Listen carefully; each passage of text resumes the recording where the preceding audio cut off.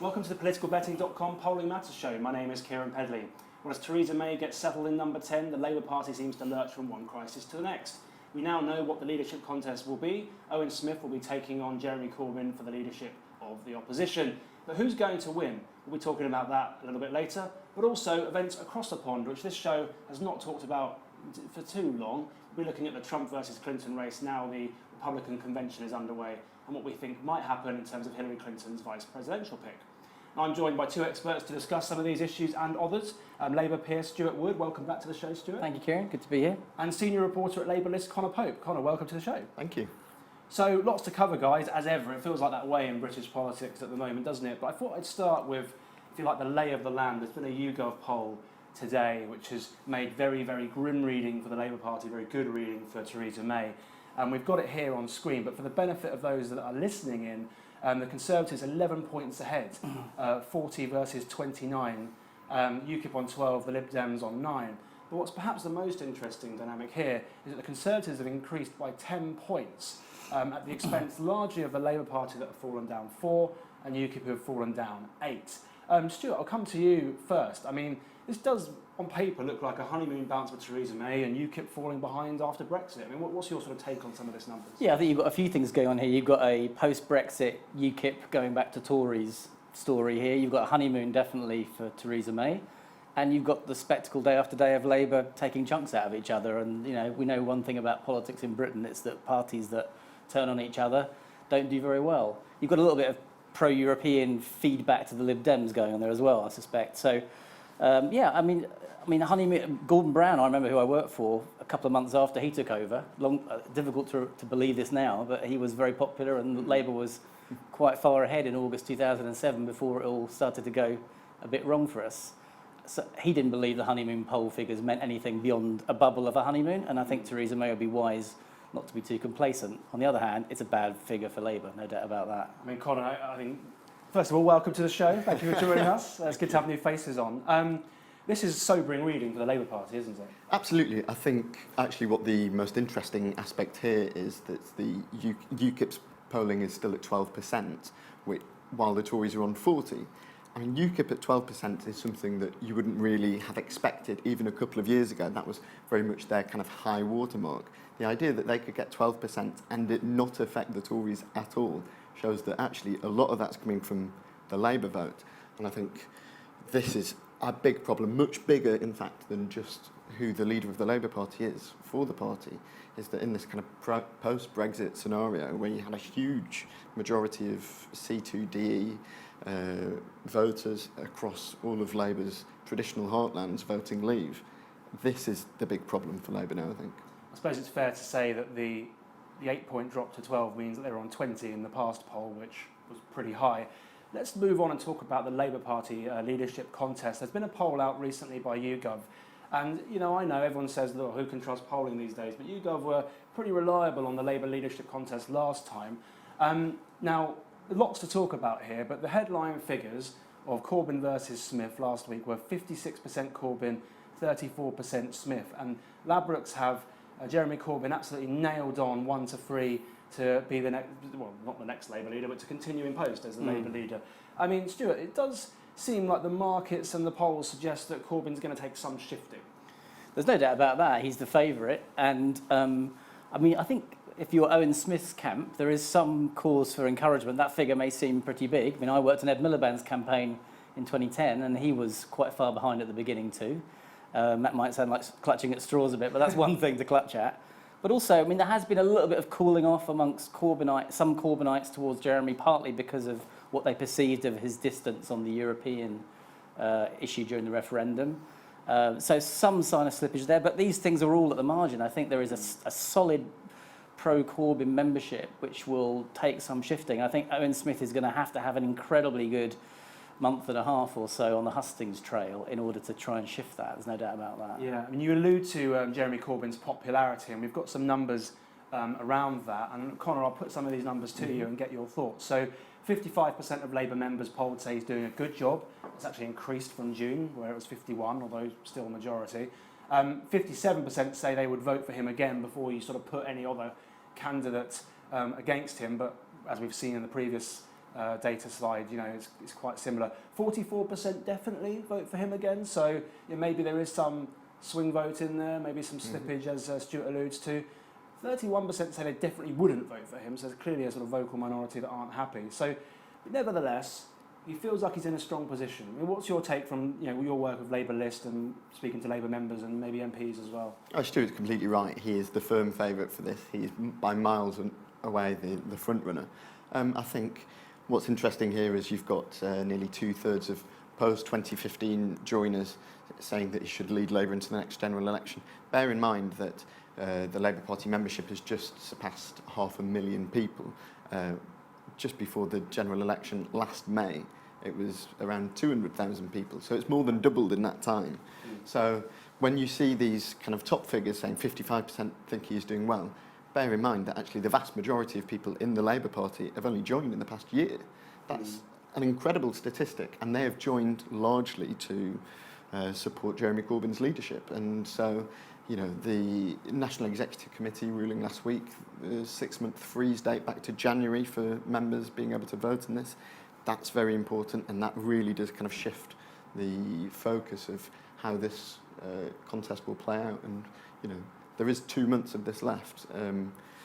Unexpected things do happen in Labour leadership contests, as we saw about a year ago. There's one key bit of data that I think is interesting about Owen Smith. If we look at him, he's a relative unknown even amongst Labour members, which did take me aback. I mean, Stuart, I'll bring you in on this. So only 31%, 3 in 10, said they knew anything about him. This is Labour members. So I was quite surprised by this, because even though I think, yes, it's true, he's been relatively obscure in his career to date, you would have thought Labour members would know a little bit about who's in the shadow cabinet, but clearly not. Maybe, although again, I think that could turn into a bit of an advantage for him down the line, because I think the flip side of not being well known is that you are a clean skin when it comes to the politics that Corbyn has been very successful at pinning on the past and saying, I'm not that.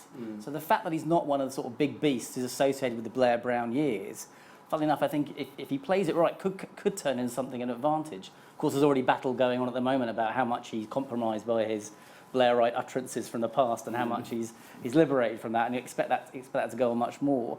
I think paradoxically, Theresa May ruling out an early election, although, by the way, I don't think she has ruled it out at all in her head, but publicly saying, I'm not going for an early one, I think that's helped Corbyn quite a lot, because I think the prospect of an election would give Owen Smith's team a chance to focus the minds of a lot of Labour voters on, look, we've got to have someone who's got a credible chance in the next election. I think that might have turned a few more voters over. Yeah. But also, without ranting on too long, I think Owen's, in the first couple of days, has learnt a lot from unsuccessful anti-Corbyn candidates from last year. He hasn't tried to say, Corbyn, you've got principle, but I'm the person who's a pragmatist. He's tried to say, I'm a values politician too. He said, I'm a radical too. He's tried to embrace the radicalism that Corbyn's unleashed. Some people may not believe that, but he's definitely embracing that. But he's arguing that he's a sort of more accessible and a more reaching out kind of radical candidate than Jeremy has been. I think that is the way that you have to take on Corbyn, given the state of Labour membership. I mean, presumably, Conor, that you'd agree with that. I mean, I suppose if you are one of that 31% we talked about earlier that definitely wouldn't vote for Corbyn again, then you're locked in already for Owen Smith, really, aren't you? Yeah. There's an ABC effect going on, anybody but Corbyn. But in policy terms, though, I'm quite interested about policy terms. How do you take Jeremy Corbyn on? Because he has very clear views, on things like Trident, on things like war, that sort of thing. It's quite hard, however hard Owen Smith tries, not to be to the right of that, isn't it? So how is he going to square this circle, do you think, of appealing to that sort of idealism, if you like, of the new membership, enough to get 51%, without being tainted as this Blairite, which, frankly, to many people on the left, anybody to the right of Corbyn is? Well, we do, of course, have a textbook case of this happening, which, to coin a phrase you could call doing a Sadiq, in which, Sadiq Khan did very well at appealing to all of these new members in London last year, where, the vast majority of actually new Labour Party members were in 2015, despite the fact that there was a more left-wing person in the race. Now, obviously, as with this race, you could bring up, stuff about, was it sexism, the reason that Diane Abbott didn't win? But Sadiq was very close to Ed Miliband, had served in the last Labour government and was still able to appeal to these Corbynite new members. And then obviously, after he was selected, he kind of scarpered off to the centre to change his stance completely for the election back in May. But there is that case of that happening. And so it can be done, I think, by appealing to them, by saying, like, I do have these policies, like, I am the same, but actually appearing to be a much more kind of media-savvy presence. And that appears to be what Owen Smith is doing. He said on the Today programme this morning, I'm radical, but I'm competent, and I don't think Corbyn has brought forward hard policies, and I'm going to do that. One theory that's doing the rounds, particularly on social media, is that Owen Smith should start to try and name his shadow cabinet almost in advance of sort of when the ballots go out, to create this impression of here is the opposition to the Tories ready-made, you just got to kind of endorse it. But presumably there's a bit of a risk there, which it creates that fault line between the PLP and the membership, which, you know, I think for a lot of members upsets them quite a bit. You know, and to many in many extents you can understand that. I mean, which side of the coin do you think you fit on there? I mean, do you think that would be a mistake, or do you think he's actually just got to focus on the issues and worry about the other stuff later? I see that there's a very good argument for that, which is to say Jeremy Corbyn isn't getting on with the job of being in opposition. He can't fill a shadow cabinet. We see Emily Thornberry today is now doing shadow Brexit as well as being shadow foreign secretary. And to go forward and say we can be the opposition to take the Tories on looks like a very tantalising prospect. However, I do think that most Labour members who do like Jeremy Corbyn would see that as people, the PLP, ganging up on him and trying to bully him out the post. I don't think that is the right way to go. Maybe Shadow Chancellor, like if you're going to run on a ticket with Angela Eagle, that might be a good idea. But I think further than that, I don't think that would be a very good move. Yeah. Well, just quickly, I think that's Connor's completely right. He's got these watchwords have to be fresh start, unity, and unity's been one of his key words. If you did a word cloud, I think unity would figure pretty largely in it so far. Fresh start, unity, radical, values-based. He's got to do all that sort of. He's got to do that stuff. I don't think there are people out there who say, I would have voted for Owen Smith, but he didn't name his shadow Home Secretary. So I don't think he needs to worry too much about that, to be honest. And there's a risk that people say no, I suppose. I want to go on to events across the pond soon, but before I do, there was I think one of the things we've touched on in this discussion is this difference between post-2015 general election members and sort of pre-2015 members. And there's some data that we've got here on screen, which I'll read out for those listening in, which really illustrates this point. When you ask people would they vote for Jeremy Corbyn again, the top line number is 57%, as I mentioned earlier.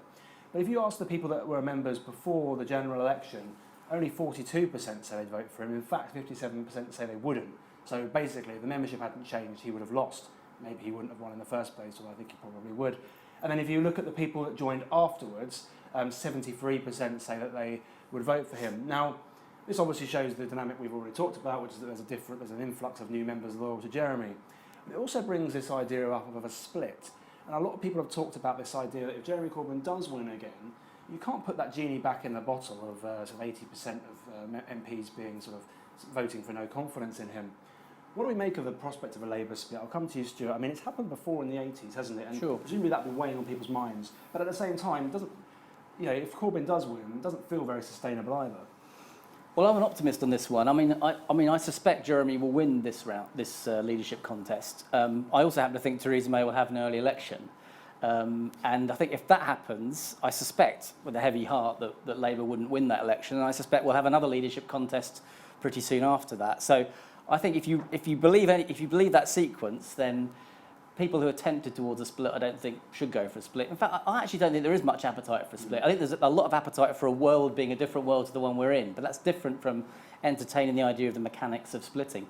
I mean, lots of reasons. One is, I mean, we have a strategic problem at the moment, not just getting our absolute level of support up, but a strategic problem of which voters do we get back. And I think most Labour people are aware that there are some really serious trade-offs. I think splitting is weirdly a kind of comfort zone decision if you do that, because it's effectively saying we're content to be, for example, a small party that is very pro-European, focusing on towns and cities, or we want to be a party that represents our traditional working class base. But the job of a Labour Party is to knit those two things together no matter how hard it is. And I think most Labour people I know realise that we're not going to do well without politics unless we try and bring that together. I think splitting off means splitting those sort of constituencies of support in a way which would really harm the sort of progressive cause, more broadly. So I think people are going to stick it through. I think they won't be happy about it if Jeremy wins. Most people in Parliament, not the membership. But I don't think there's an appetite for a split in the next 2 or 3 months. And Connor, isn't there an irony here that even with this leadership contest, this great fight going on in the Labour Party, it doesn't feel like the party's talking a lot about Brexit and about kind of what the response should be to that? I mean, you mentioned earlier on the sort of C2DE vote, the working class vote, particularly in northern towns, going very much for leave. Labour hasn't seemingly addressed that and how to respond. No, and I think if you had a split, what you would probably end up with is a kind of hard left party in Jeremy Corbyn's image and a kind of centre left social democratic, quite liberal metropolitan party, neither of which address Labour's big underlying problem, which is that it has lost the ability to communicate with its traditional working class base. So I don't think that a split would be at all a good idea, and I don't think that it is really seriously being talked about other than within newspaper columns. I do think, Owen Smith has been talking about it a lot. He's been talking up the possibility of a split, and as Stuart said, keeps saying, I'm the unity candidate, I can bring it together. I think up until now, Corbyn sceptic MPs have had two strands to them. On the one strand, there is people who I'm sure I won't name, but I'm sure you'll be able to work out who they are, who've basically been carrying out a war of attrition. And basically, every time Jeremy Corbyn comes out and says anything at all, they are there to say, this is rubbish, you are doing it badly. There are other people who've been playing the kind of longer game, who are saying, we need to wait and see how he does, let him fail on his own terms. There are a lot of new members who need to see him fail, and they won't listen to us just saying that. Now, I think they saw Brexit as the opportunity to say, look, he isn't doing the job right, and this is when we step in and we kind of, all do it at once, and we try and remove him that way. I don't see how you can then go back to playing a part in the shadow cabinet and pretending that actually you do respect to the mandate that he's been given by members if you fundamentally don't think and have publicly said that you don't think he can do the job. And so that is going to be a really huge problem for the Labour Party, because the big divide is seemingly between the parliamentarians and the members. Absolutely, yeah. Just the other thing, I think some MPs have other go-to things to do before countenancing the idea of a split. So there's this, some people have talked about the idea of Labour MPs sort of declaring UDI inside Parliament, forming a separate independent Labour caucus no longer governed by Jeremy Corbyn. I've no idea whether that will happen or how many people want to do that, but that's one possibility. I think the other thing to say is that my optimistic view is that a lot of the people who've come in to support Jeremy Corbyn are not doing so because they subscribe to a sort of militant agenda from the mid-80s. They're doing it because they want, for all sorts of reasons. They want a different kind of politics. They're angry with New Labour. They feel that the Labour's let people down after the crash, all sorts of, and they want a kind of clean break. But I don't think that translates into always supporting the hard left candidate down the line, whoever it may be. I think that's sort of some commentators think that. I think that's probably an overly sort of rigorous or so John McDonnell should aesthetic measure way the of curtains after exactly. the I don't think that's the way of thinking about it. I think they want a different style of politics, and a new leadership candidate has to match up to that. But I don't think it's hard left all the way from now on for all those people. Although, having said that, as well as polling, the YouGov polling last year, actually what was a really good indicator of Corbyn's success was nominations from constituency Labour parties in the leadership race. Now, currently we don't have that, but what we do have is CLPs nominating in the NEC elections. And up until May, what was really interesting was that the left slate, which is supported by Momentum, was only level pegging with the right slate, the moderate slate, the centre slate, whatever you want to call it, that is backed by Progress and by Labour First, which is a kind of like old right element of the Labour Party. However, around the time of the local elections, there was a shift, and suddenly what happened was the left slate just started raking them in and finished way, way ahead of the other slate. And nominations closed on June 24th, the day after the EU referendum, so it doesn't really measure that post-Brexit membership and if there was a shift in mood there. But I think, that is another way of measuring the mood in the Labour Party at the moment, and it tells us that I do want to come on to America the last 10 minutes. Before I do, a very brief word from both of you on the EU question, because I think eventually the Labour Party is going to have to answer the question, do you want another referendum? I suppose the conventional answer to that at the moment seems to be, well, when there's a deal, we'll have a deal, we'll have a referendum on that vote. I mean, what's both of your perspectives on that? Because I suppose if another referendum, if there is one, could take a number of forms. It could be. If I was Theresa May, I would just say, right, you can have this deal, or you can have WTO rules. You don't even necessarily put remaining on the table. Or I suppose you could have a sort of take this deal or we remain in the EU. I mean, but it feels like it's fraught with peril for the Labour Party depending on what policy it pursues. I mean, briefly, before we go on to America, what's your perspectives on that? I mean, Conor, I'll go to you first. I don't think it's something that you should rush. You're not going to win or lose any votes this week, depending on your support or not for a second referendum. I think coming out and saying it immediately is probably a pretty stupid idea. I think, you just need to wait and see what the deal is, and also have a look at how the economy is doing in a couple of years' time when this deal is getting close to being done. And then you can say, you've sold the electorate a dummy on this one, and we'll go back and ask them what they actually think. Or, actually just kind of go along with it, which I think probably is the way that we may have to do it. Do you agree with that? I agree with that. I think it's a mistake for Labour people to come out now and say the public gave us the wrong answer. I think it confirms all the preconceptions people have about Labour, I'm afraid, whether they are fair or unfair. I think there's a lot of water yet to go under the bridge in terms of how the pre-negotiations flush out, let alone whether the actual negotiations work. There'll be lots of events yet to happen that will enable both the public to have, reconsider whether their vote was the right vote. But I think Labour has to be led by that. I don't think it can sort of try and pull a few tricks in Parliament or in the courts in order to try and reverse the public's decision. I think that way lies, problem for us more broadly than just on the EU question. Yeah. Let's move on to events across the pond. We've covered this on the podcast a few times, but not for a little while, as everything sort of died down politically for the time being. Obviously, Hillary Clinton versus Donald Trump. We've got the Huffington Post pollster.com average on screen. I definitely recommend people watching and listening check out that website. It's not the only one. There's Real Clear Politics too. But what it shows is Hillary Clinton's polling average at 43.4, Trump at 40.6. She's been convincingly ahead for a while, but there has been a narrowing of the polls in the recent sort of few weeks, and it is the Republican convention this week, and presumably Trump will recover more. I mean, Stuart, what's your assessment of the race before we get into some of the detail? Well, I think Clinton's still the favourite. I mean, I think Romney and Obama were neck and neck at this stage 4 years ago. I wouldn't be too concerned if I was Hillary or Hillary's team about that. I mean, Trump has some extraordinary demographic problems in his support that he needs to sort out. Not just young people, where he's behind considerably, and minorities, where you'd probably expect him to be behind, but women. I mean, he's 20, 21, 22 points behind Hillary with women voters in the United States, and it's difficult to know how he's going to get that back, and he needs to get a lot of that back if he wants to win. I mean, the only thing that unites, as we've seen this week, the only thing that unites him with the party that he's a temporary member of, and who basically don't like him very much, is their anti-Clintonness. That's the thing that unites him with the Republican base. So I expect his campaign to be dominated by a pretty ferocious attack on her and her history and the sort of fellow travellers of her team.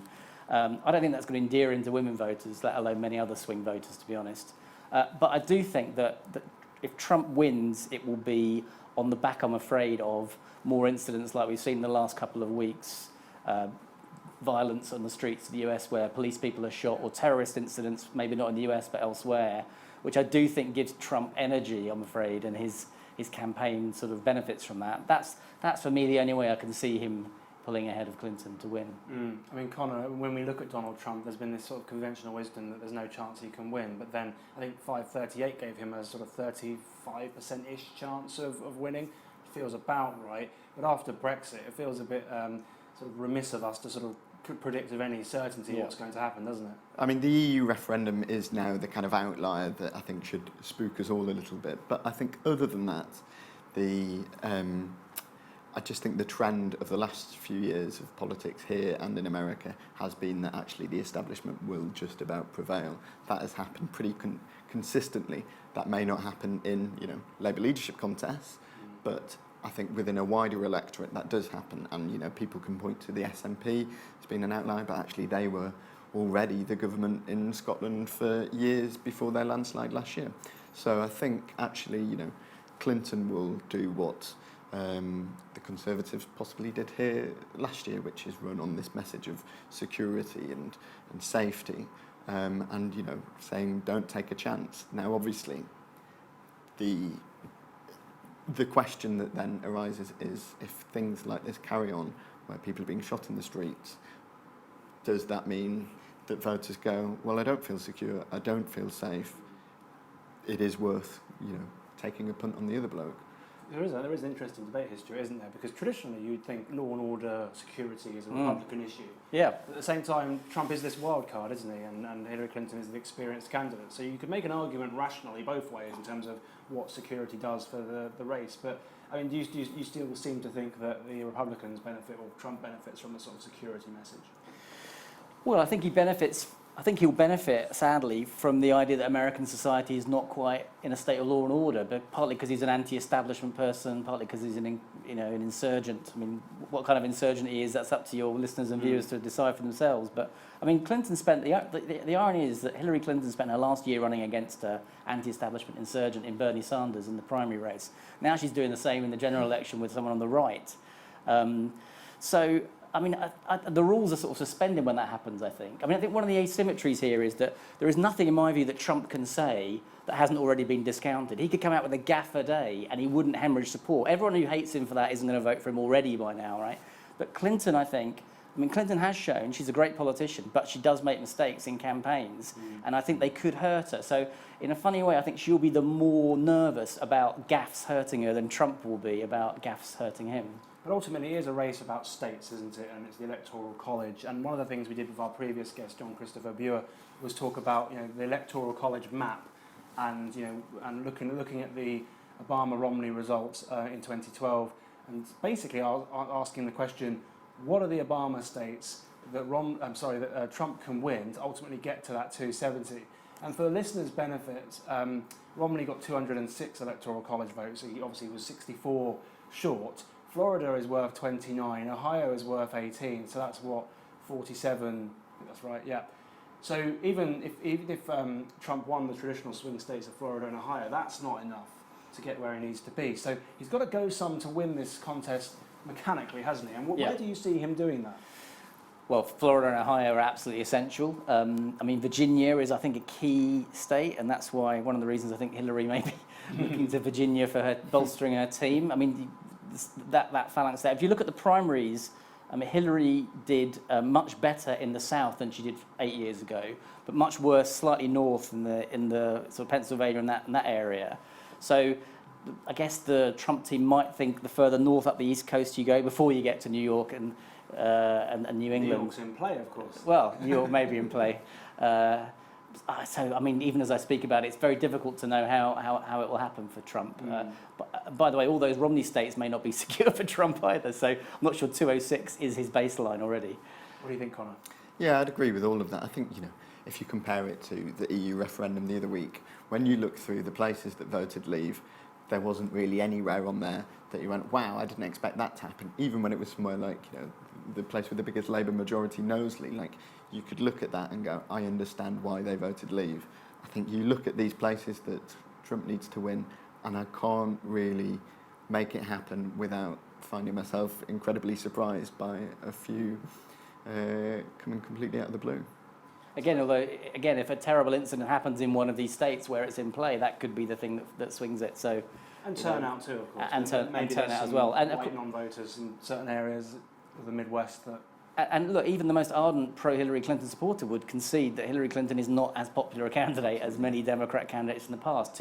These are two candidates who are not that popular amongst people who don't spend much time thinking about politics. And I think that does bring in uncertainty in the result a bit more than Actually, usual. I think that is why Trump's campaign strategy, which, although perhaps not particularly tasteful, but of attacking Hillary Clinton relentlessly, is probably the best chance he's got. He needs to depress turnout. He needs to absolutely play on the Democrats' biggest weakness, which, to be honest, is the fact that Hillary Clinton. I have a suspicion that generic Republican X probably does beat Hillary Clinton in this contest. I mean, if they'd gone with a John Kasich or a Paul Ryan or Rubio or someone like that, I think she'd be struggling. But let's talk a little bit about her vice presidential pick. Stuart, you alluded to this a moment ago. I think Ladbrokes have actually suspended betting, unfortunately, for the punters on who this might be. Now, We talked about this a few months ago, and the odds were very different. Tim Kaine, the former governor, current senator, I think it's that way round, of Virginia, is the current lock for the pick. I mean, why Ladbrokes punters necessarily know that, who knows? But Yeah. that is an interesting dynamic. Elizabeth Warren has gone way out to 8-1, and there's Tom Vilsack, who's 3-1, who's sort of emerged. But without talking about Tim Kaine too much, what is Hillary Clinton looking for in a pick? I mean, Trump's just picked Mike Pence, which feels like a sort of safe, dare I say, slightly boring pick. Is she doing the same thing, do you think? Yeah, I think there's some parallels there. I think Trump needed to shore up his conservative base. It's amazing that Republicans would have to worry about that when they're facing Hillary Clinton, but there's a serious prospect that a lot of them will just find something else to do when it comes to election day. So he needed to reattach himself to that. I think Hillary Clinton's issue is that even though she did well in the South, I think she has to have some sort of more conservative credentials, more sort of solid credentials amongst sort of people of seniority in that part of the party that is the least Bernie Sanders-ish, if you like. Because I think now Bernie Sanders and his people have made their peace with Hillary and have sometimes, perhaps reluctantly in some of their cases, thrown their lot in. I think that's why Elizabeth Warren's odds are going out the way that they are. Because if Sanders hadn't made his peace, I think there would have been a problem on her left flank, as it were. Now I think she just needs to shore up those people who are worried about Hillary Clinton being sort of the Hillary Clinton that used to get caricatured of old in the United States. I think that's where she needs to sort of build up her sort of solidity. I mean, what do you think, Conor? Because there is this argument, of course, that you've got to make sure those Bernie people come out, and Elizabeth Warren was one of the ideas behind that. But it seems like, at least the bookies themselves, don't seem to think that's where it's going to go. I think the allusion to Elizabeth Warren becoming the vice president pick was pretty much Clinton's doing a Sadiq. It was to try and soften up those Bernie supporters and make her think that she is going to appeal to the left. Now that that is kind of pretty much out of the way, I think she is showing that absolutely the kind of campaign she's going to run, which is that, safe pair of hands, we're going to be secure, and Tim Kaine might be a pretty boring pick, but, that is the kind of security that I think he's going to offer. Well, that's all we've got time for this week. Thank you both for joining me. That's all. As I said, that's all we've got time for this week's edition of the Political Betting Polling Matters show. Thank you for listening and watching. Stay tuned. Next week we'll be looking at the Labour leadership contest again and keeping an eye on who Hillary Clinton may or may not be picking for her vice presidential pick.